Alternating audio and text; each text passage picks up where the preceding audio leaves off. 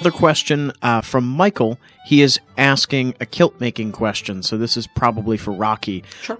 He has a piece of 100 cotton, so I assume he means 100% cotton to make for a kilt. He got a long piece of black watch tartan that he used for a great kilt, but he doesn't think it turned out too bad. He wanted to send you a picture to get some feedback on it. Okay. Yeah. The only thing that I'd be... Sure, you can happily send me a picture. The only thing I'd be a little concerned about, if you already own the cloth or it was given to you for free, that's fine. Great. If you're going to go out and try to buy specific fabric to make into a kilt, then I generally kind of suggest people not really use cotton.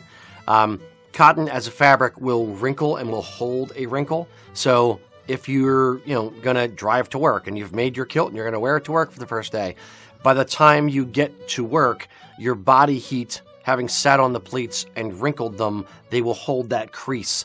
So you'll kind of look a little bit disheveled throughout the day. That's why wool is a great choice for fabric, because even if it creases a little bit, they generally relax and it kind of it falls out much easier. The fabric we use for our casual kilts is called polyviscose. That is a polyester rayon blend, and it again, the creases kind of the wrinkles fall out of it reasonably easily, so it stays looking nicer longer. The other thing I'd be concerned about with cotton is what you should do is put it in the washing machine and, well, your mileage may vary. I'd probably test it with a small piece, but put it in your washing machine and dry, wash it on hot, dry it on hot. Shrink it as much as possible before you make it. If you make it to your precise measurements and the precise length, and then you throw it in the washing machine, 2 months later, and it shrinks an inch, you can't stretch it and make it longer. So, yeah, pre-shrink the fabric just to make sure that it's, it's not going to go anywhere once you made your kilt. That's good practice for sewing just about anything. I know my wife has always typically pre-washed her fabric. It also gets excess dye out. It gets the sizing out.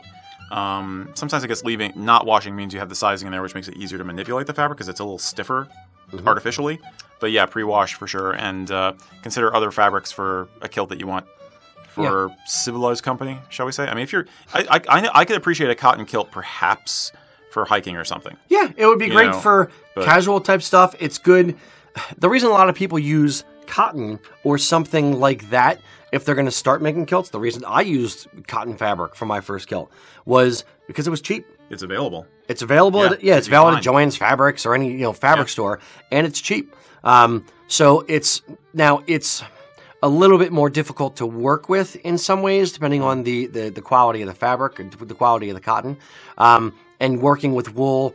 It takes a little bit of adaptation compared to working with other fabrics, but that's the reason why a lot of people use it. So if you are going to use it just for your first sample kilt or you're just going to wear it casually, hiking or whatever, then how about it?